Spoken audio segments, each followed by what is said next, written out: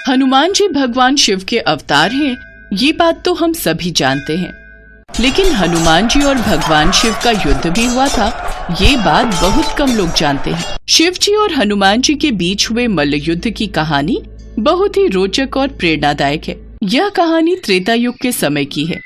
एक बार जब प्रभु श्री राम ने अश्वमेध यज्ञ का आयोजन किया था, तब यज्ञ के अश्व को देवपुर के राजा वीरमणि के पुत्र रुक्मांगद ने रोक लिया और घोड़े को बंदी बना लिया। ये बात जब घोड़े की रक्षा कर रहे शत्रुघ्न को पता चली तो उन्होंने देवपुर पर आक्रमण करने का निश्चय किया। शत्रुघ्न और राजा वीरमणि की सेना में भयंकर युद्ध छिड़ गया। हनुमान जी भी वीरमणि की सेना का संहार करने लगे। श्री राम के भाई भरत के पुत्र पुष्कल ने जब राजा वीरमणि को घायल कर दिया तो उनकी सेना अपनी जान बचाकर भागने लगी। जब भगवान शिव ने अपने भक्त का यह हाल देखा तो वे भी उनके पक्ष में युद्ध करने लगे। भगवान शिव को युद्ध करते देख शत्रुघ्न भी वहां आ गए। दोनों में भयंकर युद्ध होने लगा। भगवान शिव ने वीरमणि को पुष्कल से और नंदी को हनुमान जी से युद्ध करने के लिए भेजा।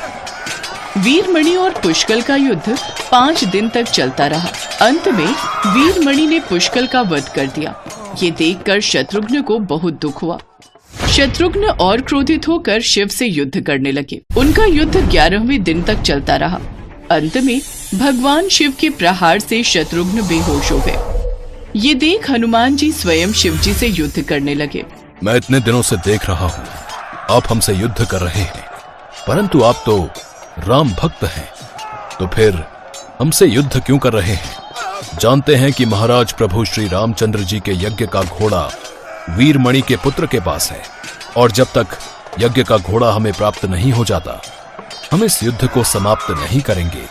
वीर हनुमान, मैंने राजा वीरमणि को उसके राज्य की रक्षा करने का वचन दिया है, इसलिए मैं युद्ध करने के लिए बाध्य हूं। मैंने राजा वीरमणि को वरदान दिया था कि मैं सदैव उसके राज्य की रक्षा करूंगा। फिर तो इस युद्ध का अंत कदापि नहीं हो सकता। मुझे और आपको ये युद्ध करना ही होगा। उसके बाद हनुमान जी और शिव जी के बीच भयंकर मल्ल युद्ध होने लगा। हनुमान जी ही तो स्वयं भगवान शिव का अवतार हैं। भला इस युद्ध का क्या अंत हो सकता था? दोनों ही समान थे। दोनों में ही अपार शक्ति और पराक्रम था और इसलिए दोनों युद्ध करते रहे। हनुमान जी के पराक्रम को देखकर शिव जी बहुत प्रसन्न हुए और उन्होंने हनुमान जी से वरदान मांगने को कहा। हनुमान, तुम अति बलशाली और पराक्रमी हो।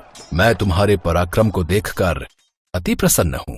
मांगो, तुम क्या वरदान मांगते हो?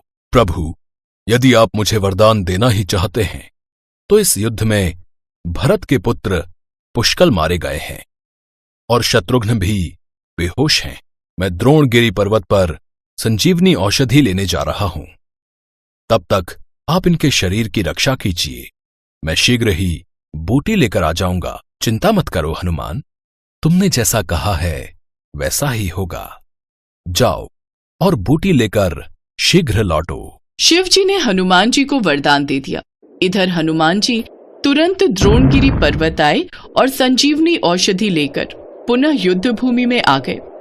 उस औषधि से हनुमान जी ने पुष्कल को पुनः जीवित कर दिया और शत्रुघ्न को भी स्वस्थ कर दिया। उसी समय श्री राम भी युद्ध भूमि में आ चुके थे। वीरमणि, यज्ञ का घोड़ा प्रभु श्री राम को लौटा दो। जो आज्ञा प्रभु।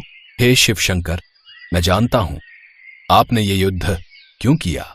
जिस तरह से मैं भी मर्यादा में रहता हूं, आपने भी अपनी मर्यादा का पालन किया। आपने वीरमणि को दिए हुए अपने वरदान का मान रखा और युद्ध में उसकी सहायता की। देखा महादेव, प्रभु श्री राम के नेत्रों से कुछ भी नहीं छिपा है, तभी तो इन्हें मर्यादा पुरुषोत्तम श्री राम कहकर पुकारते हैं। श्री राम चाहते तो कोई भी उनके घोड़े को बंदी नहीं बना सकता था, परंतु प्रभु श्री राम स्वयं मर्यादा का ही पालन करते हैं, इसलिए ये सब लीला रची गई। वीरमणि का प्रणाम स्वीकार कीजिए प्रभु। हमसे जो भी भूल हुई है उसके लिए हम क्षमा प्रार्थी हैं। ये रहा आपका घोड़ा। अब आप इस घोड़े को ले जाइए और अपना यज्ञ पूरा कीजिए। वीरमणि ने यज्ञ का घोड़ा प्रभु श्री राम को लौटा दिया और फिर इस तरह वह युद्ध